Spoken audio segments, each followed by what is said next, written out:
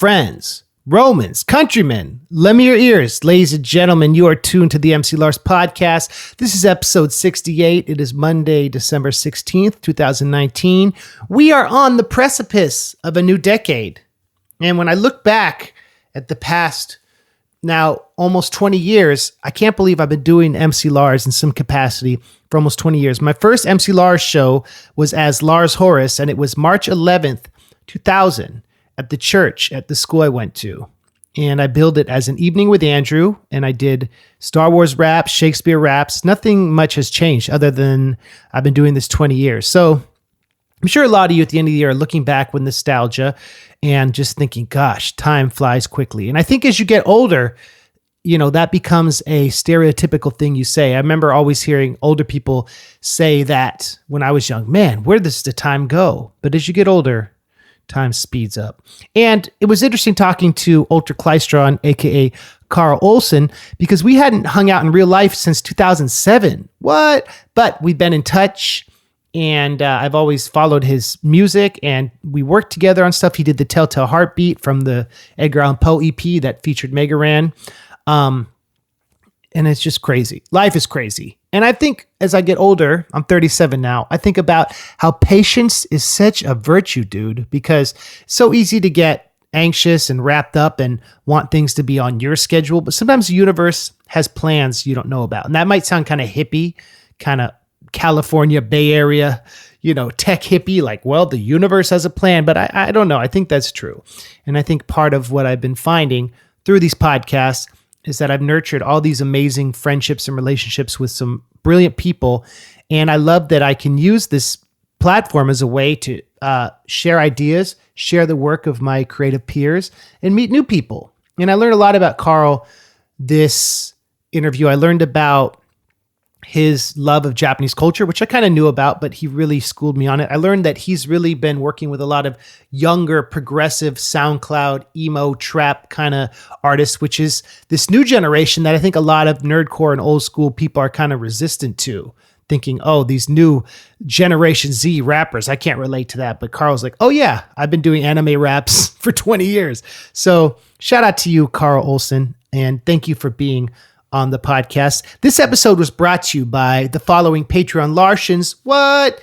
If you want to hear my Marvel songs, I have a Hulk song dropping in a few days. I just did a pop punk Thor song, and I'm loving doing the MCU songs. I'm doing a song about every movie in the MCU. We got Black Widow coming out soon. I just saw the trailer, so I got to mix that in the mix. But check it out, patreon.com/MCLars. You also get access to my entire discography and close to 100 songs behind the quote unquote paywall. So Patreon's tight. Shout out to that platform. And shout out to the supporters who literally allowed me to do this.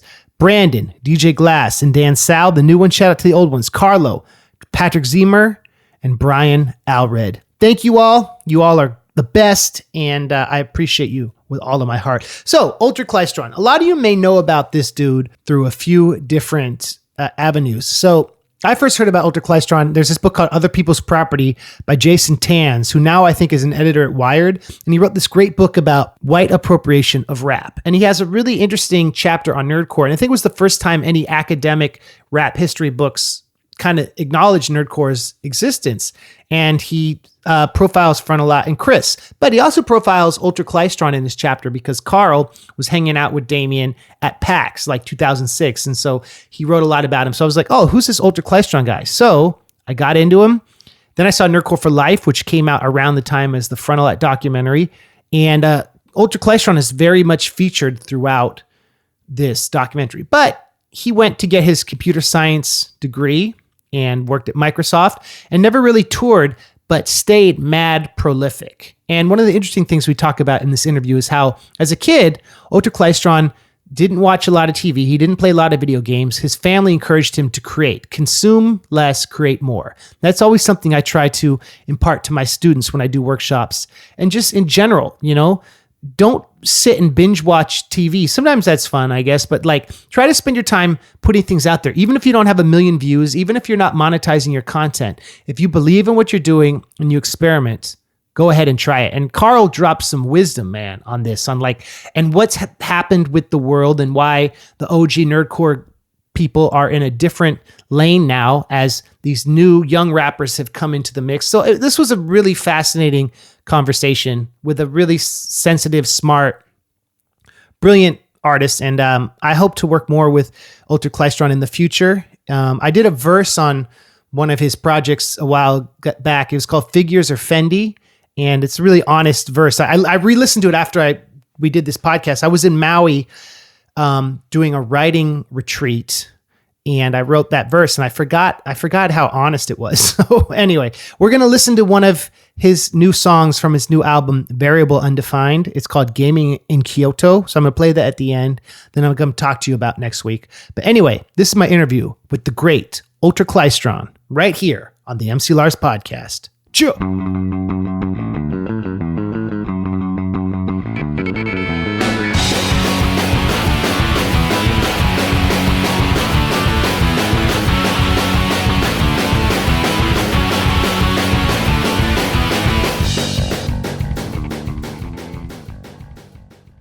Ladies and gentlemen, I'm here with Karl Olson, a man who's prolific, probably one of the most prolific artists I know, and who I wanted to have on the podcast since the inception of this, like over a year ago, and we finally made it happen. What's up, Karl? How you doing? What's up, Lars?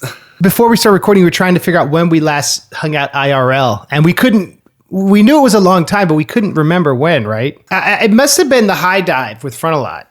That would make sense. Yeah, because I saw a lot of those shows. That would have been 07.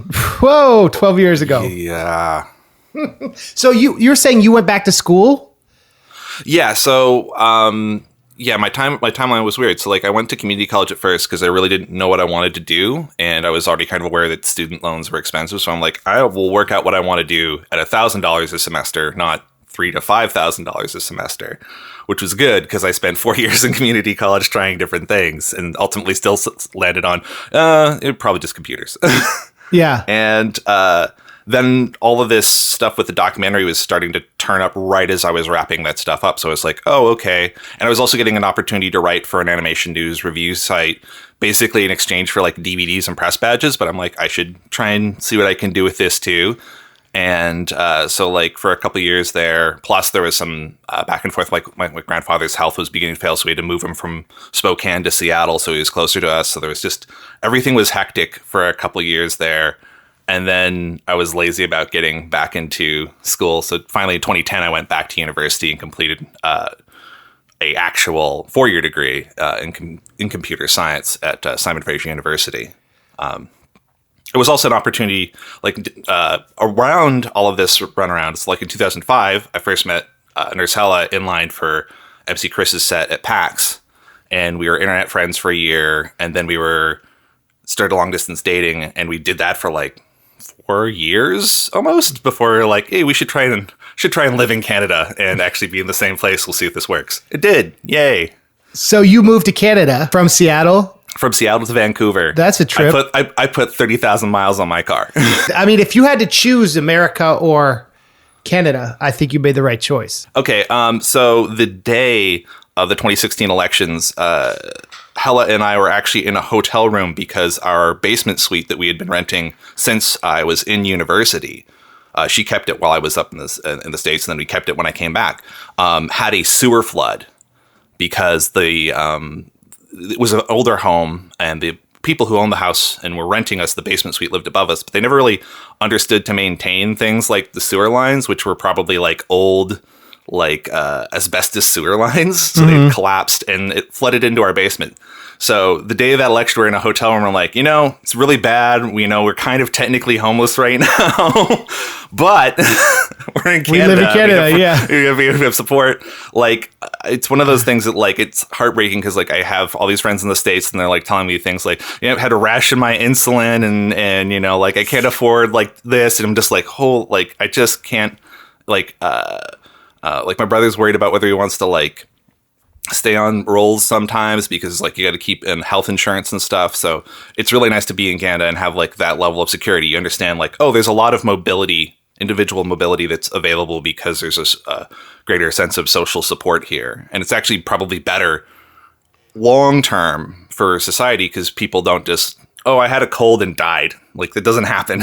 You could go see superhero movie and you don't need to wear a bulletproof vest. No, and it was a real point of anxiety when I was down in the States for that year working for Danielle, is because like there'd be a shooting on a Microsoft campus. Now, it wasn't the Microsoft campus I was on, but she wouldn't hear that in like the initial news report if she's like watching cable news or something, and she'd be like calling like, "You okay?" I'm like, "Yeah, no, that was up at the Seattle campus and down in Redmond. It's cool." I wanted to talk about how I first discovered you and some of the work we've done together. I remember first reading about you in Jason Tanz's Other People's Property. He was there to basically mostly to talk to Front at PAX. Like he was doing his interviews there at PAX. And I think I was hanging around Front's booth. So yeah, I was there when Tanz was there. And I think he pointed out, I was like, "Oh yeah, this kid's also doing it." And he's kind of like, and so we did a little quick interview, and then I bought the book. And I have to say, like, Tanz had this amazing line in there. It's like, "Nerdcore is white on white rhyme." And I'm just like, you know what? At that point, that's funny. It was not an incorrect assessment. And I think certainly the people, early on there it was a genuine, like, this is a non-appropriative way to interact with hip hop, in as much as you're doing one of the most important parts of rap, which is you are keeping it real. You're being authentic. Like, you're not trying to fake like you're hard or anything. It's like, no, I'm a huge embarrassing nerd, and I will just be honest about it. And then that kind of loops back around to authenticity, even if it is still awkward. But it's like, there's a difference between awkward and you don't realize it, and awkward and you are painfully aware of it. And I think that's definitely was cognizant early on for me. The second one, that you're aware of it or not? Yeah, fully aware. Right. Or at least thinking I'm fully aware. I'm not sure whether I was actually even aware enough, but I at least knew it was there. A lot of listeners to this podcast, I'm sure they've seen Nerdcore for Life, and you play heavily in that movie. Because at the time, one of my junior college friends had jammed me in the Wikipedia entry for Nerdcore.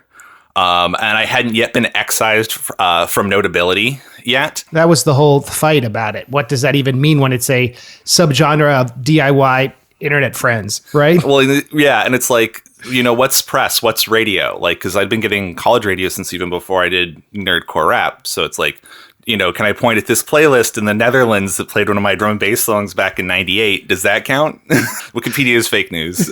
You're the rapper who had and has this unabashed love for anime, Japanese culture, and all that stuff. And that now, with all the SoundCloud rappers and emo rappers and Lil Nas X and the whole generation, that's like a central trope. But you were doing it 20 years ago. Yeah, that's the really weird part, is seeing, like, when you, like, and I love it. I love seeing, like, the alternate digital cover of Paper magazine, and it's Megan Thee Stallion doing My Hero Academia cosplay. And I'm like, holy shit, like, I did call it. It was not going to be with somebody like me, which is probably for the best. But it was not, the idea that this was going to become just as much as part of pop culture as comics have now become, and as, sci-fi and fantasy movies have now become, that would be sort of become the predominant, that would be one of those predominant cultural forces that everybody grew up with, and it's not weird or outsider anymore. I think that's great, because I think there's a lot of breadth in that. Like, there's the shallower top level stuff, and not to knock it, but like there's the stuff that's easy to get into, like your Dragon Ball Z's and your My Hero Academia and Mob Psycho 100 and all these things that are like, they run in big magazines and stuff. But then that gets people introduced to a medium that then has a lot of genre depth that I think sometimes is missing in some of these other things, or at least harder to get into, whereas it's natural because you're like, this is an art style, and I'll just follow this art style down into like this specific niche where it's like, you'll have like the depth that's in Japanese comics. I mean, even in terms of what's just brought over is still not everything. But even what's being brought over is at least a lot deeper than it was 20 years ago too. So how fluent are you in Japanese? Not terribly at all. Like, I could probably get through a conversation at a convenience store to buy something. That's amazing. But no, it's like that's watching NHK World in the background on the TV all the time. Nursel is much more proactive in trying to up her Japanese. Like, she's been taking Japanese night courses since we moved back to Victoria, and was definitely on game the last time we went and visited Japan. She was handling all the real work. That's amazing. I was talking to Michael Kill. Do you know that artist? I did a track with him and Richie Branson. We did an anime related track. We did a song about the mech anime Big O, and I think Michael's got that on his Corrupted Archive compilation as well. So I think that's up on like Spotify and all that. Speaking of video games and going back to Michael Kill, I brought him up because he was on a recent episode and we talked about the game Earthbound, which is, do you know that game? I'm familiar, but it's like it's weird because I didn't grow up with video games. I feel like there's a huge piece of cultural literacy that I at best have secondhand. Apparently it's one of the classic Nintendo games that was bigger in Japan. There's like 3 of them in Japan. And it's these we only get like 2 or 1. It's these kids who are kind of like, they have superpowers, right? And they're little kids. And it's like, we're talking about how that's a theme often in Japanese culture, which you see it in other movies about like how the atomic bomb influenced the culture and this idea of like these like mutant kids or like these special, scary, dangerous new generation and how that all ties in together and kind of Earthbound relates to that. I think it's interesting. Like, yeah, there's a lot of, I think it ties back to a lot of works, even the not like super powered works, even the things that are very slice of lifey. Like so much of that is set in junior high and high school. And I think that's culturally because like that's an interesting open time for people's lives in Japan.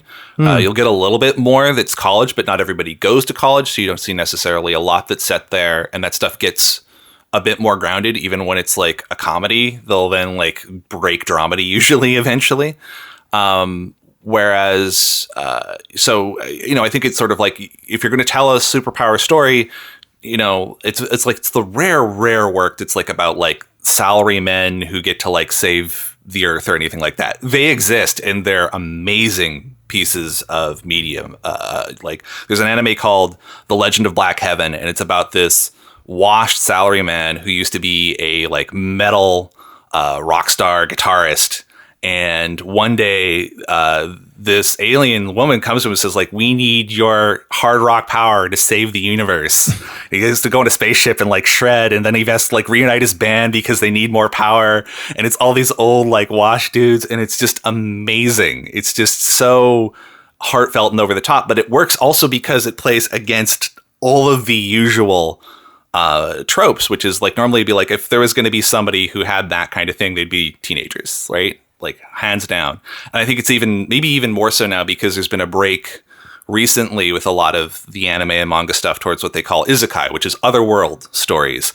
So it's about a regular person who gets dropped into a fantasy scenario of some sort. Maybe it's the typical swords and sorcery fantasy. Maybe it's more like a steampunk alternate history thing, like, you know, a lot of different things. Maybe there's like a gender swap element involved, like all sorts of different like bits and tropes sewn through, but all of it's kind of related to a certain level of, I think, escapism or thoughts towards like, I wonder what it'd be like if I could have been, you know, the hero in a story.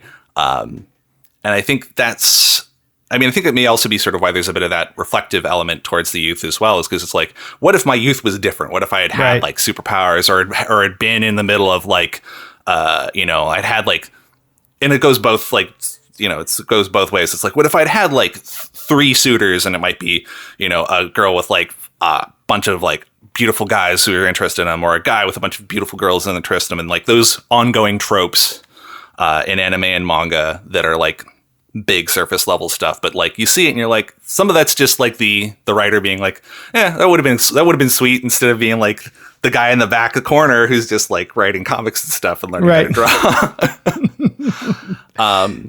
Do you think it ties into the atomic bomb though? Some of those themes, or I mean, it's definitely culturally there. Like, it's very interesting because like I said, I watch a lot of NHK World, which is Japan's English language PBS basically. And it's free worldwide. You just grab an app and watch it. There's also broadcast as a digital substation in the US on a lot of PBS affiliates. And I just leave it on because it's like usually pretty low key. The news is pretty straightforward. That they run half hourly on it. It's no like spin or bias. It's just like, this was what news was. And when it's around the anniversaries of the atomic bombings, they definitely do coverage and specials on that. So there's definitely an ongoing cultural effect and a lot of discussion about the hibakusha, which are the people who were victims of the atomic bomb who survived, and sort of the cultural stigmas that were surrounding them in Japan and things like that. Like, there's a lot of, it's definitely there in the cultural discourse. But I mean, also there in the cultural discourse these days is things like the 3/11 earthquake and tsunami, which is, you know, arguably had just as much impact. And there's communities that are, you know, even outside of the issues with Fukushima and the cleanup there, it's like there's communities that are still rebuilding. There's people who are still 10 years later almost in temporary housing. And I mean, like that was, he had a huge impact on things there, and it will be something discussed and I think influential on works going forward in Japan. Like Japan is in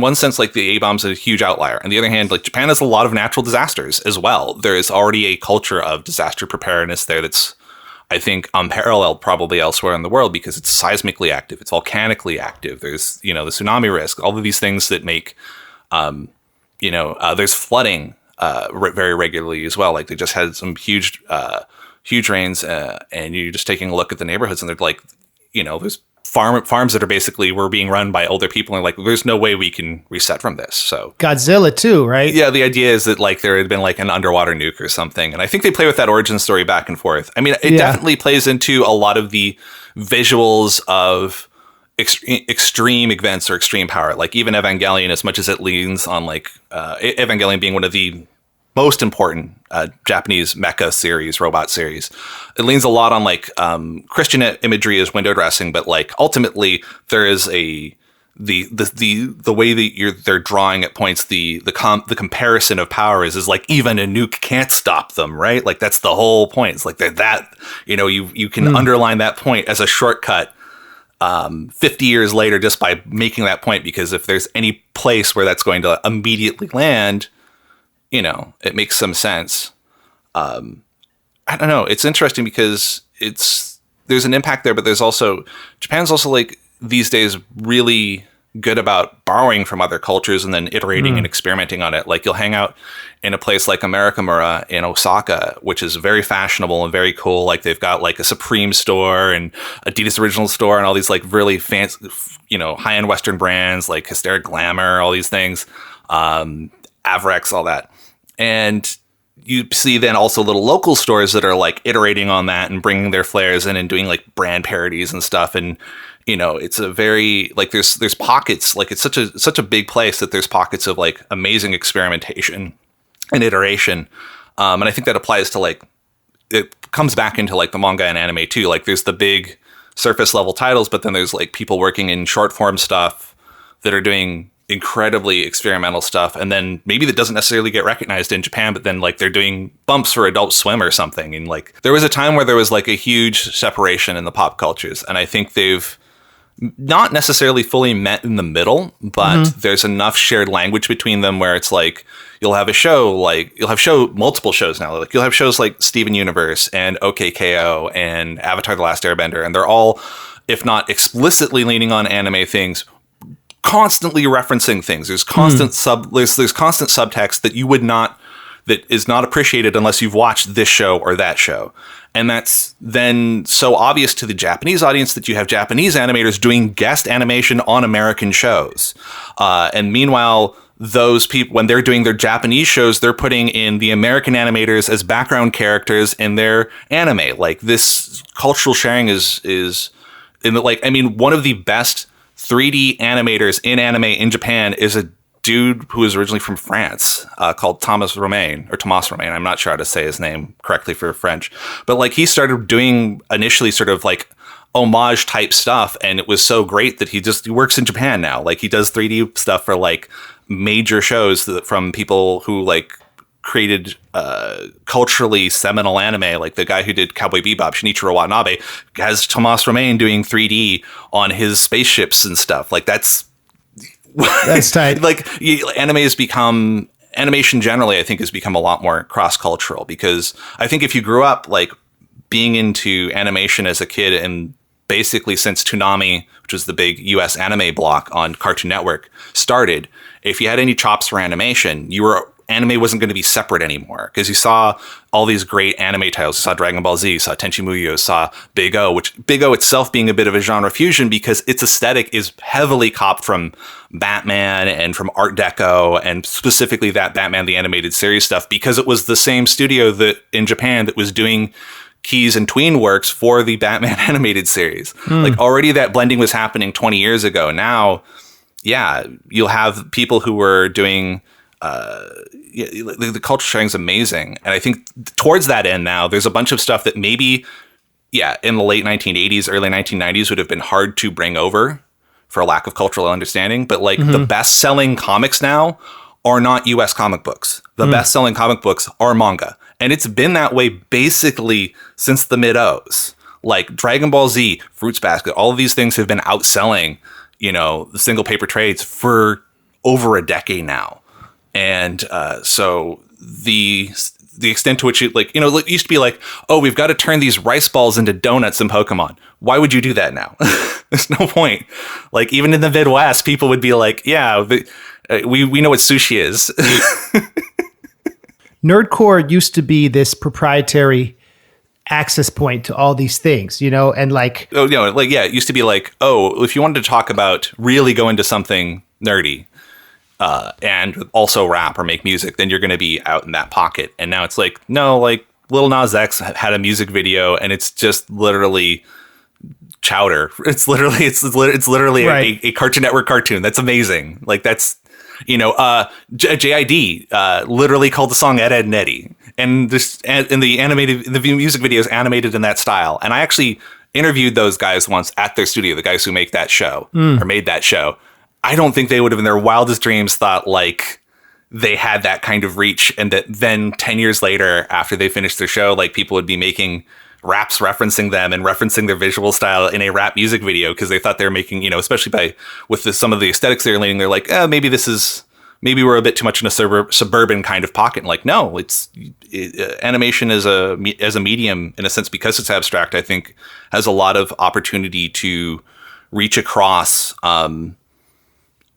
cultures, because you are bringing your own signifiers to the table, because it hasn't filled in all the gaps in the way that maybe a film or live action work would, That's a good point. And like Kanye doing the Akira video. Yeah, no, that's 2007. Yeah. And you got to keep in mind, even that's technically Michael Jackson took footage from Akira for the Scream music video. That's 1996. Isn't it? That's crazy. 95? That's crazy.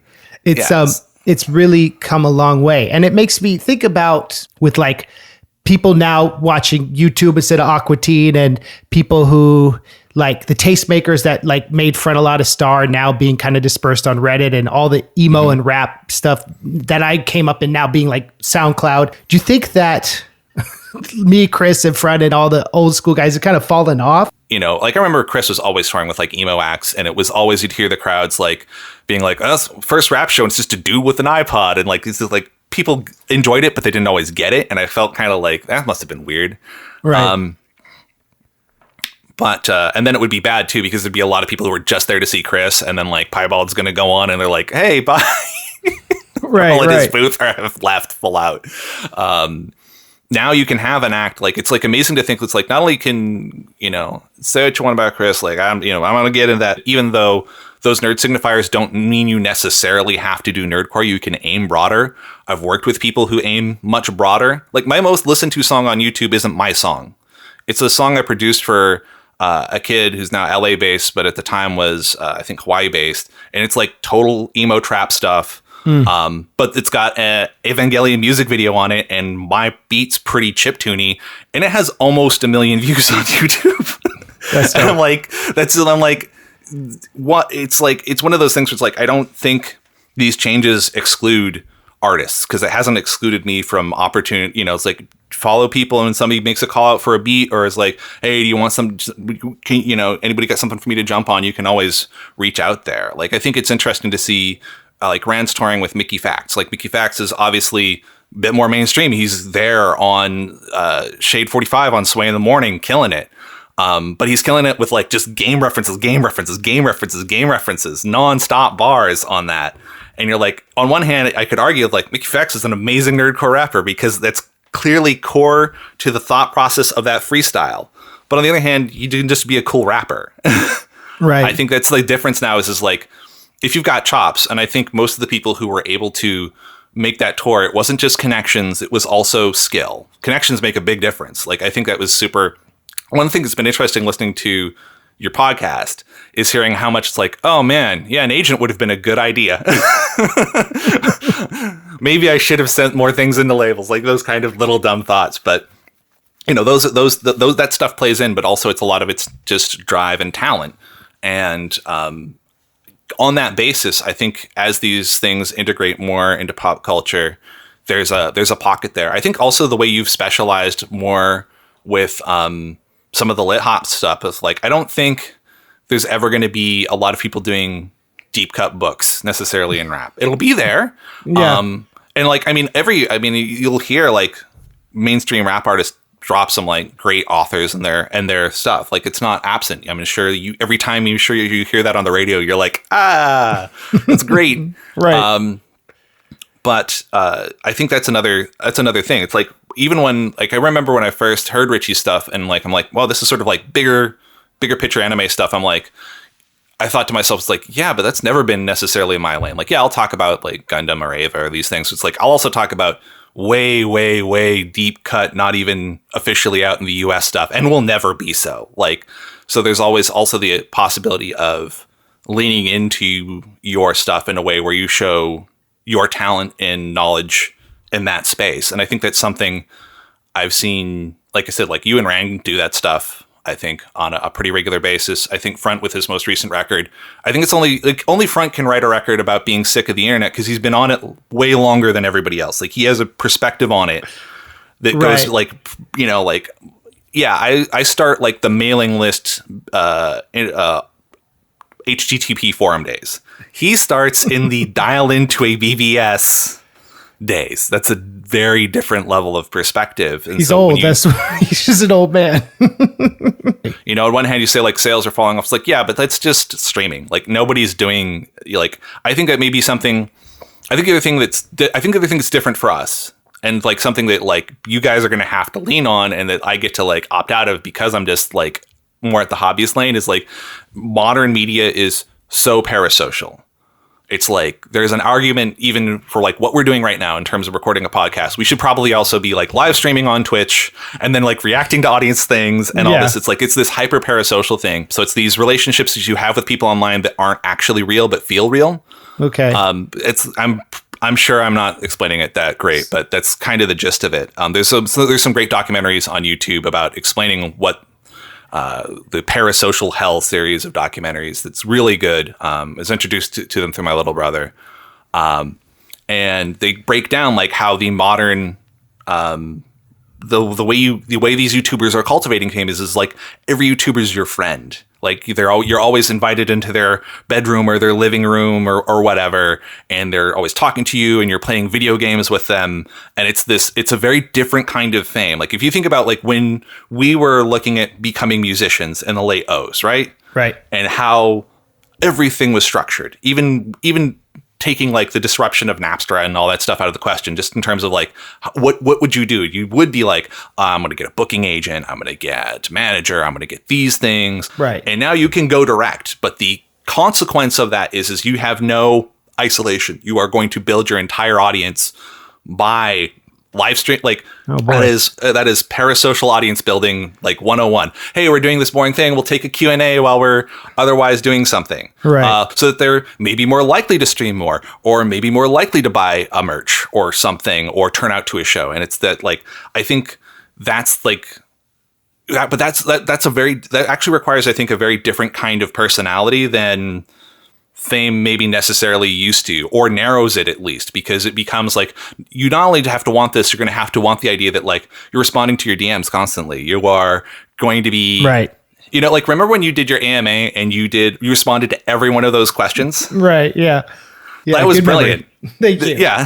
No. That was but the thing is like I'm sure there's a lot of people like in doing that, every person there now has a slightly more personal connection with you. And now you've built that kind of thing. And I think that's part of how this stuff works now is like you live stream stuff constantly. And I think about that stuff and I'm like, oh man, I definitely, it's like, could I theoretically be live streaming every time I make a beat? Sure. That doesn't sound fun to me. I don't know if I'm really built for that. It's funny because I'll talk to stuff with Narsala and she's like, fuck being famous. Like anybody can be famous now. It's actually like probably more challenging to stay offline and opt out and like keep off like that dopamine cycle of like Facebook and shit. I don't feel like there's the same kind of on-ramps or off-ramps. It's a very different pattern than it used to be. There's this book I'm reading that Brian from I Fight Dragons recommended to me. It's called Digital Minimalism. And it's about being very intentional with your time online. So like I erase Twitter and Facebook from my app, but I try to be like, okay, on Mondays and Wednesdays, I'm going to do an hour and catch up on everything, but not let it and Reddit take up my whole day. Spend more time doing music and doing the things I like, exercising, seeing my actual friends. And like, you're right. The parasocial thing can be hell. That's hell to me. Yeah. Because I could take a look at like your situation where you are doing music full time, right? So there's, there would be the entire argument that's like, hourly show with MC Lars, or not hourly, but like daily hour with MC Lars could totally be a way for you to build audience and connect. And like, we're playing a video game today. I'm making a beat today. I'm recording the studio. Like you could package and put all that stuff out there. But then it's like there's no dividing line anymore. And I think that's even more difficult. Like I'm gonna say like if I were single, maybe married, hell no. I don't want that level of connection in my life to like randos. And that's not just disrespect my fans, my 7 fans who subscribe to me on Bandcamp. They're great people. They pay for my Costco occasionally. But it's what goes into this these days seems like a lot of work, and it's no guarantees. Like I've got friends who have gradually built an audience out of streaming games. But they took, they had to have a bit of a novel hook. They had to have a good personality, and they had to be willing to say they still work a day job. So they work 8 hours, come home, get into character, do whatever they need to do, and then stream video games. Some of which are like expensive pay to win type video games. And that's part of the hook. To build that audience, build that fandom, and it gradually pays off. Eventually you get sponsorships, eventually you get free stuff, eventually you start getting these things to come together. But it's a job on top of a job, and at least for you it would be a job on top of a job, but it would be a huge change in what your job is to take that approach to things. And I can see I guess what I can say is like the difference for like you and Front and Chris. And you also have to be, if you're in a relationship, your partner has to realize they're getting 80% less of you. Yeah. Because you're always on, like I was doing Twitch like pretty regularly, but that was time I couldn't spend with my wife. And it was and I realized I would rather go deep with her and hang out with her than like play Mario 3 for 40 people. No disrespect to Twitchers, but I'm 37. I'm not trying to. I think you're right. If you're single or if you have a partner who's like, okay, well, I get it. This is what you do. And it's just prana. The idea of your energy, right? Like, where are you going to put your energy in? You're very intelligent in the way you explain that, Karl. You've probably put it as well as anyone has, or better than that. We've talked about this on the podcast. I love how you put it.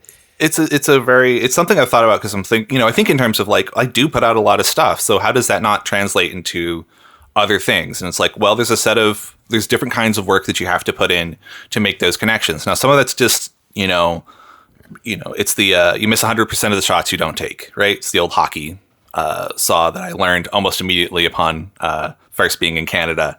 Right. So if you see somebody online and they say like, hey, I need a beat, you throw it at them. Like, that's how I have that song that's got 1 million views. It's like, a friend of mine who I had already done a collab with was like, hey, I need a song for this. I need a beat for this. And I'm like, I think I've got this little beat. Is this close? Yeah. And I had a beat for my chiptune EP that was close enough. Put some like big, nasty, distorted 808s under it, kind of rearranged it there. But you have to take those shots. You have to be doing that every single time. Or like the Telltale Heart, right? That has over 100,000 Spotify plays, and that's like that. You put that together so fast, and that's I think one of our best songs. That was a beat that I had made probably years before I even sent it to you. And then you sampled the heart sound out there. Yeah, right? we had the heart sample, and like, well, I mean, those little bits add a bit more. Like you had that clever idea, and to make that. Grow that little bit. I mean, it's like amazing because you are you graduated with English, right? Yes, I did English. Yeah. but yet sometimes you've had the worst luck with like getting your words crossways, because I know it's not your intent, because I know you're such a good dude, but like you get crossways with your words. I feel like so bad, because like I know you don't, like when you say something like I'm never going to tour with Chris again, that's not a slight. You just practicality of how things are arranged with life sometimes, right? You saw that and how he posted my response out of context, right? Yeah. No, he's I mean, oh man, I will stop. I will stop. We don't have to get into that. But here's what I want. This is what I wanted to talk about. Like, it's true. Like Violent J from ICP says, you only get one chance to be new. He said that to Danny Brown, which I think is great. And I think that like, when they came out, they wanted to have a visual thing and the story and everything. And like Frontalot's best stuff, in my opinion, are his first 3 records. Chris's best stuff is the DJ John stuff, the early stuff. I don't know, because I feel like I like some of the evolution. Like I like how Front has, very interesting, because like when he first started, there was, he's trying to aim at a certain level. He almost dials it back when he re-records some of those for his first few albums. He kind of, so that he can make them a little tighter, a little crisper. And I know that he's the kind of dude who just like Frankenstein's a trillion takes together. Like he's so meticulous, and I appreciate that. I very much, that was the only way I could really do the first probably 4 or 5 records I did. And then when it came to doing Animatic, I'm like, I'm not going to rap anything that I can't at least get through 8 bars of in a shot. And I really want to be able to do the whole verse. The hook can be a separate issue and then the next verse, but I'm like, I want that whole chunk to be workable, because I wasn't sure whether I was going to perform it live, but I knew if I could knock it out in the studio that way, 1, my performance was going to be that much more confident. And 2, if I need to turn around and play that at, a con or whatever, I wasn't going to like goof it. And I was tired of having things where it's like, I made a cool record, but I couldn't make a cool performance out of it.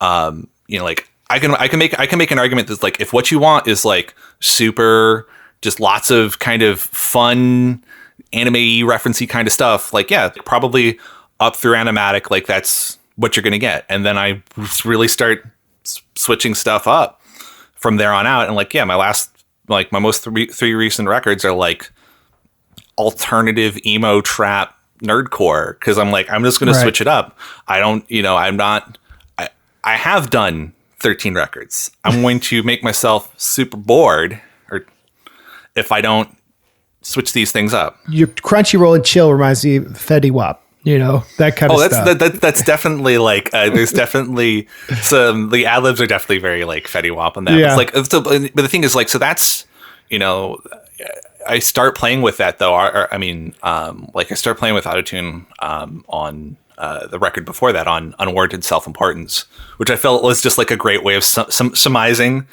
being somebody who's like, I make all these records, like, yeah, but no one cares. Like I start with that, like I do a track called Like It Like That, and it's like I wrote that song, I think, in like, I wrote that really quick. Like it just like, it had this sort of like vibe, and I was like, I'm just gonna do like kind of a sleazy autotune song, but it's still kind of like covering real life stuff, like covering like things that happened to me. I met Nurse Hella at a con line. Like these are real things, but just switching up the context, because I've given like the context in terms of like, yeah, my big rap influences are Nas and Fugees and Beck, which is a, just this straight mid-90s slice of things. Right. Like one of the first raps I memorized was Skilo's I Wish. Yeah. I wish that was like 6'9" so we could get, because like, that's like, I think every nerdcore rapper can relate to, like, there's a mainstream rap song that I think you could be a nerd and absolutely relate to, because it's about being like, well, I use that hook, right? I use that on one of my songs, that my white kids are hyphy. Yeah. That's a classic one. But it fits. Like it's totally congruent. It's also one of those reminders that's like the threads have been there for a long time. It's like, why is Method Man calling himself Tony Starks? Because he likes comic books. He's That's true, man. And so what you're saying is that what's interesting is when people evolve and change. I mean, it's like I liked Kanye's evolution until Jesus is King. Well, actually, until Ye. Like the second he's like, I'm going to knock out all these records really quick, and I'm thinking like in terms of how I could knock out a record like that. And if I'm like, Ye, you have one of the greatest studio engineers of all time, and Mike Dean. This record should sound better. Like, that's what I'm thinking. So it's like, because it's like, if I could make it sound better, then like you've just clearly condensed the process too too much. Leave it for a week. Let Mike Dean clean everything up. And then put it out. Like, you can be done, but let this other person, like, hammer out the works. Because that's what he did with Yeezus, right? He had all these bits and pieces, and then he's like, I am going to get, God, I'm trying to think of the guy's name. Rap producer with a huge beard, produced a bunch of stuff for Johnny Cash. Rubin? Rick Rubin. He had Rick Rubin basically finish Yeezus for him. I'm like, that worked perfectly. That's an amazing 10-song. Like, part of the reason why I do 10-song records now is as I'm like, Yeezus is 10 songs long, and that's all it needs to be. And if I can work in 10-song chunks instead of thinking 38-song chunks or even 15-song chunks, I can make more concise work, and I can kind of do as much of the parasocial thing as I want to do, which is like, I will gladly put out music without sitting on it so much and overthinking it, so that it's a more organic, abbreviated process. But I don't want to be necessarily, hey guys, I'm streaming the beat that I'm working on Mixer. Like, yeah. My wife talks about this thing, Little B is that he's an art burner, and that he constantly puts stuff out, and you don't have to be precious about what you create. And I think, and you're such a testament to that, dude. I had to learn that the hard way, because I absolutely did not do that when I started this. I overthought the hell out of it. Like, the first drafts of stuff that I would eventually put out in 2004, I had recorded a music video for a school project in 2002. That's maybe being precious. That's maybe being a bit too precious. So it's waiting for collabs that'll never turn up makes no sense. You'll always have that opportunity if it was meant to happen. Like I thought about, like, for this recent thing, it's like, do I put out stuff to people, or do I just realize that I've got another 10 sets of lyrics in here alone? Like, that's of stuff that I really would like to record eventually, that I could always at a later point reach out to, like, you or whoever else, or Ran, or on that, I would like to eventually do one with Front, because I've never have. But if it happens, it happens, and I'm certainly not going to hold up a release on that basis. That seems silly. Yeah, I think I've had a similar thing, and that's why when I did the Digital Gangster record with Whitey Cracker, it was such a release, because I'd spent 3 years on the Robot Kills record, and I worked with so many people, and that was a process of doing like 40 songs and picking our best ones, and having producers I really trusted to help me pick the best parts. But Digital Gangster we did in like a week, and that was so thrilling. So it's like, you got to change it up. You shouldn't be too beholden to process, I think. I mean, that's just me personally, but I have no stakes. I think it's the other thing is, like, I can get away with, like, that, because it's like, what am I out? I was out time that I would have, at worst, it's time that I took away from doing chores around the house. It's like, you really should have cleared the gutters instead of recording those vocals. That's like, if that's what it is, like, it's not like you have like studio time, and you have like, you got tours and stuff to plan around. It's like, I get like the pressures and anxieties of like a certain level of professionalism. On the flip side of it is like, Lil B has all of the exact same things, and it didn't get in the way from him just constantly burning through art. And he seems super happy for it. I saw Lil B live once with Hella, and was one of the funnest concerts, despite the fact that some jerk pulled the fire alarm before he could do Once on Soup. So, but he was like super nice to everybody. Like, when the fire alarm was going off, he's like, everybody come up stage. I'm going to autograph whatever. So I gave him like a hoodie, and he autographed a hoodie. So he autographed somebody's shoe. Like, other rappers would be like, I'm going to spray the crowd with champagne. He had like a whole like little mini bar up there, and he was mixing people drinks and then handing them out to the crowd. Like, it's just a completely different energy than any other rap show. So he seemed incredibly liberated by, his approach. So there must be something to it. Yeah, that's it. And that the fact that Chris still tours, and I don't mean to harp on these dudes forever, but it's just, it's interesting contextual point for like talking about the evolution of the culture, and like how they were originally signposts to how things were changing, and then how they both kind of survived 20 years later, but it's a totally different world, and they're still doing it.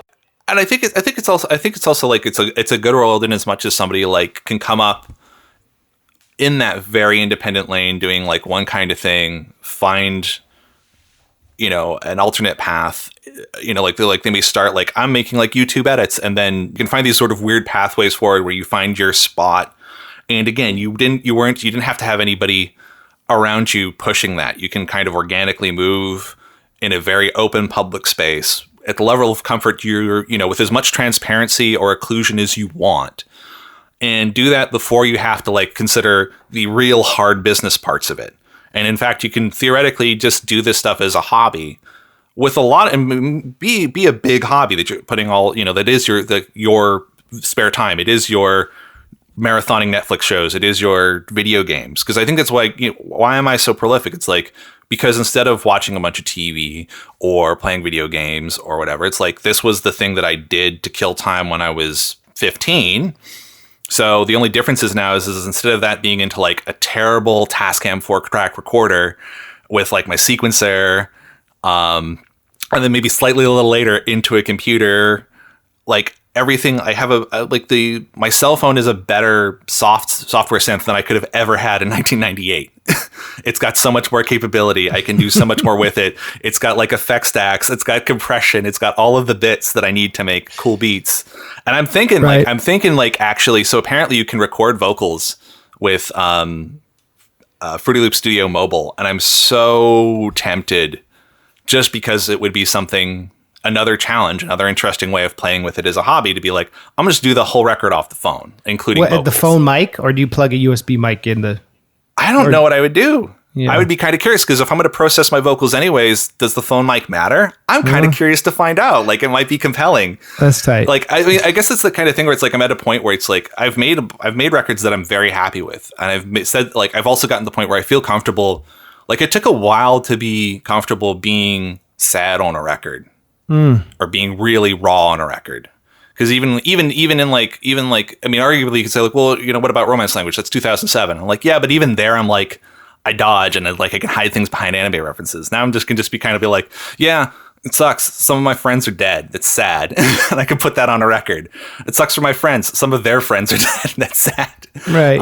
It took a while for me to like do that. And I know it's one of the things that I like about the feature that you did for me on All Signifier is that it was like one of the rare moments where you're not joyful smiles. And I know that's a Lars that exists because I know that you have literally deaded tracks because you're like, nope, too serious. No, too far. Because we were in the middle of clapping on them and you're like, meh.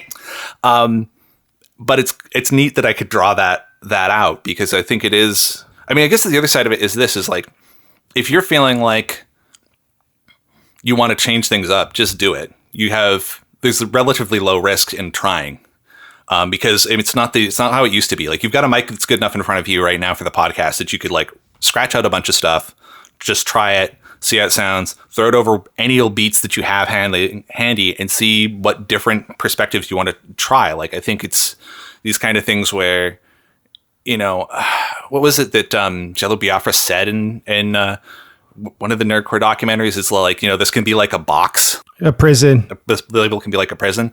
I don't think there's any excuse for that because it's not like none of us have label deals that we've got to like fill out this many albums in this style and they'll hold up our stuff at Columbia we have none of that. There's absolutely none of that at our level. And it's fantastic because we can just swing on stuff. Yeah. You want to, there's no harm in it. You can always throw stuff out to your Patreons. It's like, I tried something different, and your Patreons may be like, yikes. And you're like, all right. And your Patreons may be like, wow, I didn't know that about you, Lars. I feel closer to you. That's true, dude. And yeah, and it comes down to discipline and being focused and like... I guess the other thing is like, I have no idea what it must be like to actually know that you're going to do music as a job. I have zero context for that because even when I was between school and school, I did have part-time jobs at points during that. Like, I worked at a computer store, doing retail. I worked at a friend's startup, which nosedived in. And even in the gaps in between that, there was like, help your sickly grandfather move, go to all these cons on behalf of anime news website. There's always another thing in the mix to kind of then say like, I haven't had time for music time. I mean, is focus an issue like for you? That's a good question, man. I mean, I think that I'm so blessed that the Patreon helps pay the rent and stuff. So it's like, I know I have to spend so many hours during the day if I want to survive. And so I have to make time for it. And I always try to enjoy it. And I don't want to ever look at it like I'm punching the clock, right? Because then it sucks. What I make sucks. I have to find joy in it. So I think for me, it's about, if I could be physically active and like exercise and eat well and be like a happy spiritual person or whatever, then I make good stuff. And it's not just this chasing of feeling like I'm always behind. And you know what I'm saying? Like, I think some people might feel that way with doing content full time. I don't know, maybe not. I probably could have kept writing at that hobbyist level for anime news websites, but it's just like, I can't just keep doing this for DVDs. I can't just keep watching DVD, like, because like occasionally you'll get stuff you love, but then there's just like somebody's got to fall on this grenade of this like god awful, poorly animated show, and you're just like, you know, like it's fun the first few times where you roast something where it's like they didn't even have their CG in the same perspective as their 2D elements, and you like crack on stuff and be snarky, and then eventually you're just like, that's very, unless you've just got sort of that kind of snark inward and innately, I think you burn yourself out on it really fast. And you're just like, if I'm going to watch something, I want to make time for something, I want it to be something I'm going to enjoy. And if I'm going to write 1,000 words about it, it really better be something I like. Now, there are times where independently of any sort of responsibility towards that, I've felt that recently. Like they recently did a sequel to a couple of sequels to a show that I really loved. The show is called Fully Cooley, and it was this 6-episode thing, anime that they've done. They did 2 additional 6-episode series for, and I love that stuff so much that I wrote like 5,000 words for my blog, like breaking down like it's a very visually oriented show, a lot of symbology and stuff, and being like, you know, like Lacanian analysis, death drive, yada yada, like just going off on it. And it was fun for me. And then icing on the cake, one of the American producers on it linked it, and he's like, this guy got it, this guy understood the show. And I'm like, yes, that's cool. But I mean, the thing is like that would have had, like, I didn't need to be my job though. I just needed to have fun doing the thing. And I guess it's kind of how I'm treating music. It's like, it's cool. Like, I really like it when people, you know, like I've had people for stuff that I posted back, like I started on mp3.com, like way back, like 97, 98. Like I had a single digit number before my artist page on mp3.com. So that's very early in the site's life. Like there will be people who will email me or DM me or something like clearly 20 years later, and they're like, this song that you made was super great, super, you know, like it'll be like a comment on a YouTube profile. Like I used to listen to this all the time. And then you also realize your global reach. Like, I used to listen to this all the time while being in like a favela in Brazil, and you're like, how did this get everywhere? And it's kind of mind blowing. It doesn't need to be my job to have that either. And stuff that I've made later, like I put up an old song that I did that was kind of like a Homestar Runner tribute. I just put it back up on my Bandcamp because, again, like I saw somebody mention like, I can't find this anywhere, and then comments of a YouTube video. I'm like, all right, I'll fix that. Right. Because you appreciate it somehow. You know, 18 years later, I'll do it. Yeah, well, it's a rare thing, man. For this is why I wanted to talk to you today, and like I think it's a cool thing to wrap this up with. A rare thing to have longevity and to enjoy it. And I think most often what happens with artists who do it full time, they stop enjoying it. Or in the tragic case of people like Lil Peep, the demons and the trapping of the culture and the fame and everything they talk about consumes them. Kurt Cobain. Yeah, no. You know what I mean? Yeah, no, like, and that stuff, like, and that stuff hits like close to home. Like, I grew up in Seattle. So it's like, you know, like I was 10 when was I 10? 94? Yeah, I was 10 when Cobain passed. Actually, they found his body on Nurse Hella's birthday. Nurse Hella turned 13, and like found, like that. What a hell of a way to start your teenage years. Wow, that's crazy. That is, yeah, it's brutal. But, you know, like that resonated a lot. Like I remember listening to Something in the Way, and there literally was a bridge nearby my house, and like going with like my like Walkman and walking underneath the bridge and listening to Something in the Way and being like, wow, do that. And then just recently, Nursella and I went to Aberdeen. I went there. Yeah. Yeah. We visited Kurt Cobain's childhood home. We didn't go in. We just took a photo outside. And then like that bridge is so close to that house. It was heavy because the other thing was just seeing that and then thinking about the bridge I hung on as a kid. I'm like, oh, that was a closer shared experience than I realized. And when it comes to Little Peep, the artist that I was talking about collaborating with, Original God, he's a great dude. I like their whole set. Like he's with this group Midnight Society out of LA, and I love all their stuff because it's like it's very anime, but it's also very like emo trap and stuff, and it's super cool. I have no business like aping their style, and I kind of do probably on these more recent records, but whatever. Nobody's going to listen to my stuff. But he had done a song with Peep, so like that passing like was really hard for him. And then he had another one of his friends, Hella Sketchy, who had done like beats for Rico Nasty and stuff like that. He's super young, and same thing. It's like this. Like opiate stuff is everywhere. One of Nurse Helen and his friends, same thing, opiate overdose, and it's just like it's.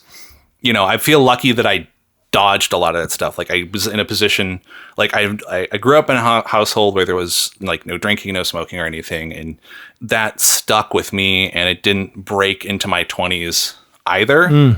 Despite, like, I mean, every kid in school, like, has friends who if I wanted to get drunk or get high, like the opportunity was there from like age 13 onwards, but I managed to just not do that. And I'm realizing it's like, I don't think that would have necessarily, that might have ended very poorly for me, because clearly if I'm willing to obsessively just constantly write music, like, I don't know that if there was like this substance, like whether that would have just been like, hey, it's just as much fun. I have no idea.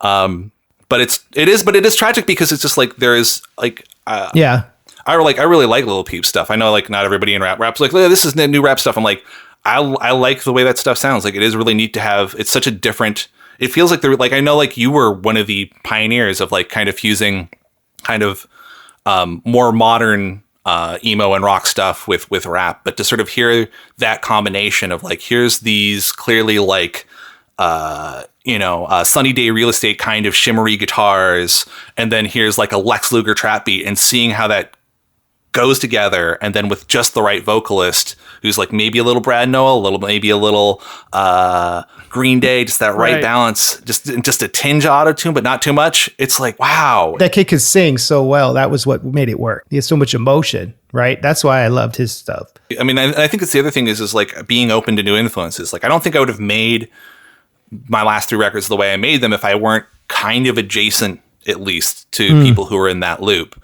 And that was like sheer happenstance. Like, there was a Facebook group of like anime rapper type people kind of things that I got added to and kind of linked up with some folks on in group chat and stuff. And like, oh, you're doing some kind of different stuff. I'll play around that vein. I'll do an EP like that. Oh, I'll do my next LP like that. I'll do the next LP like that. I'll do the next LP like that. And I think we could credit a lot of that to your parents not letting you have a gaming console when you were a kid. Like, I think parents encouraging their kids to be creative. Yeah. It's like, on one hand, there was an encouragement of like, be creative. On the same time, it was like, I think part of the reason I always held back on trying to pursue it more seriously is especially, I mean, maybe not so much for my mom, but definitely for my dad. There was always like arts are a hard thing to make a living in. It's super risky. You got to have a backup plan. I would have been probably a smart idea to try and do something like, remember like Beefy, Router, and Doc Pop did a tour in 2007. You know what? I could have swung on something like that. I could have tried. It wouldn't have been the worst thing to like, even if it would have been the kind of thing where like I might have run up a credit card and not seen the right side of it. It would have been better than just sort of being like, oh, I don't know about that risk. Like, I think it's one of the things that, that is definitely a dividing line. And some of this stuff is like, are you willing to, like, I got to give you a huge amount of props for like coming out of a degree for Stanford and still being like, you know what? Gonna swing on it. That's guts. Thank you, Karl. That's sweet, man. I appreciate that. And I appreciate your guts in your nonstop creating of stuff. And so you got your Bandcamp has a ton of stuff on it. But there should be a new album right at the top of the page. It has a Japanese payphone on the cover because I'm a nerd and I like stuff like that. Like, I like 2600 magazine and all those hacker magazines because I think it's just interesting, even outside of understanding it always. That's what's up. What's it called? The new album's going to be called Variable Undefined. So going for a comp sci reference for a record that's very light on that and is actually much more, to the extent to which it's referential, it gets deep cut anime. But yeah, and it's like, it is definitely in that kind of emo trap vein. Like, I open up with a drum and bass kind of number, and there's some stuff that's maybe more hip hoppy, but it's all super processed and melodic. And I don't know, I feel like this might be the last one of those I do for a minute. And I'll say that, and then I'll come out with like another one and shoot or something. But no rules to the process, right? That's what you're talking about. I love that. You've got to aim for your gut. I remember you talking about you had like 3 albums out over the past decade, and I'm like, I feel like I would gladly hear more Lars, even if it wasn't always perfect Lars. I think that's fine. I think I think the result is like, you can't, like, there's no bum songs in your discography where like 1,000% there are in mine. And also just like I work over a whole range of genres. Like, by the way, if you don't like rap for some reason yet are listening to this podcast, I do just have a bunch of like instrumental drum and bass and rap instrumentals and stuff. So that's what's up. Lo-fi, whatever. Lo-fi beats to chill and study to. I'm probably going to keep the Twitter forever. So at Karl R. Olson, KarlRolson at Twitter. It's that same word. You can also use me to find on Facebook. And all my music is up at ultraklystron.com. I'm sure Lars will link this in any sort of description, because I know that that's a mouthful of a word that made way more sense when I made just drum and bass than rap. And KarlROlson.com too. Yes. Yeah. And that links to everything. I appreciate your time, Karl, and I appreciate your gems of wisdom. Thank you for letting me just kind of go off. Like, this has definitely been in the back of my mind for a minute doing the podcast. So I'm sure it was just a jumble. No, you're very sharp, man. Yeah, well, I did make a kind of a little, I put together a taste test. So it's like, it's not hits, but it's the things that just, here's a few from this. What's that called? It's called Taste Test. I should either do a part 2, or what I should do is I should see if I can, like, I've got like 12 or 13 releases. Just pick one from each. Right. Redo it. Also put that on distribution on Spotify and all that, so that's also then easy for, just create an entry point. Ducats, cheddar, Gouda, Skrill. Well, thank you, Karl. That sounds tight. It's been good chatting, and you've been, by the way, the podcast has been amazing. It's been really cool to get all these different perspectives, and like, I'm glad to see like you've got such an interesting breadth of folks as well. Like, there's so I could be like, if it were just a music podcast, that'd be one thing, but you got all these authors and managers and all these other kinds of interesting people, and that's great. Thanks, Karl. Yeah, I don't want it to just be the inside baseball nerdcore podcast. Well, no, obviously that would be excruciating. No, like, I mean, here's the thing. I love nerdcore. Nerdcore is a lot of fun. I specifically go out of my way to try to not listen too much of everybody, because one, I don't want to bite anyone who's that tight to me. Like, if you're arm's length remove, that's fine. If you're right there, I'd feel really bad if I like subliminally lifted something from somebody. But also, it's just like, it's too circular. It's too close. Like, I can't evolve. I can't find anything. I can't shock myself with something new and then try something. Like, if I'm going to write 500 songs in a decade, that doesn't come from just doing the exact same thing 500 times over. That's not going to work. And that was kind of the theme of my first blog, encouraging people to do what you just said. I love when somebody says like, you got me into rap. Like, it's like, I hate it when people say like, you're the only rap I listen to, because then it's then you can start the conversation the other way. But I love when somebody says like, hey, I listened to you, and now my favorite rapper is like anybody else. Might even be another nerdcore rapper, but at least they're like growing and experimenting, because that process has started, and that maybe when you run into them 5 years later at a different convention or wherever, they'll be like, oh, now I listen to like, whatever, like listen to Kendrick or something. Like, great, perfect. Yeah. Or I listen to you, and now I don't like music at all. That would be amazing. That's even better. That would be amazing if somebody said like, I heard your song, I heard your album, and I realized that the entire concept of music is bunk. I was trying to be a rapper, and now I decided I want to be a doctor and do something else. Oh, good. That would be amazing. Because what would that imply? Does that imply that, like, in fact, it's very inspiring, or were you so good that they thought they could never? It was like, yeah, king, like this is the king of rap. Ultraklystron, thank you, G. Karl Olson.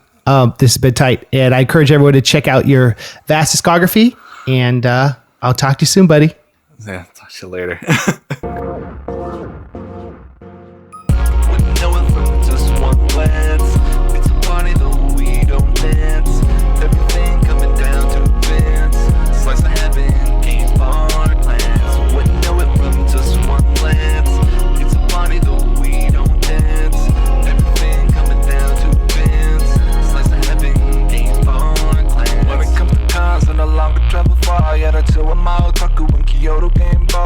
Making friends that I only have for one night, but it's an experience that stays best to fight.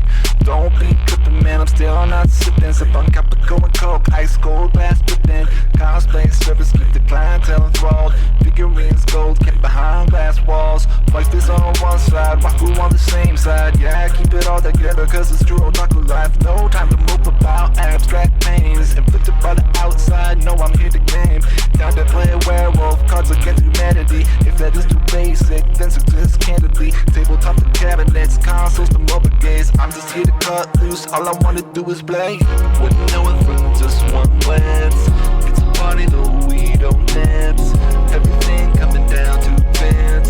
Slice of heaven, game bar plans. Wouldn't know it from just one glance. It's a party though we don't dance. Everything coming down to fence. Slice of heaven, game bar plans. Don't get it wrong, hey, talking about shipping. This is still another slicer that'll talk to living. Auto John Galt, I'm the man that loves vibes in an old capital where modern life vibes. I already spent all day running in arcades with a money game, snap my energy away. But I'm not looking to return home soon, so I'd rather stay out than see hotel rooms. Done to make connections, get over my tensions. Yeah, I want the real of it scrolling through my mentions. Passion for competition breaks walls with laughter, starts, smile never once falls. Though it comes to a close, we finish campaigns, and I know that too soon that I'll be back on the plane. Then another and another, and then back home again. But in the moment I love it, yeah, that never will change. Wouldn't know it from just one glance. It's a party though we don't dance. Everything coming down to fence. Slice of heaven, game bar clans. Wouldn't know it from just one glance. It's a party though we don't dance. Everything coming down to fence. Slice of heaven, game bar clans.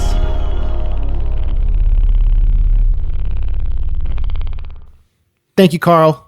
Great interview. Next week, we are talking to Majortron. Speaking of Nerdcore for Life, he's another artist featured in that documentary, and he's made a comeback. He just did his song Hyrule, and I'm on the remix, and it's ill.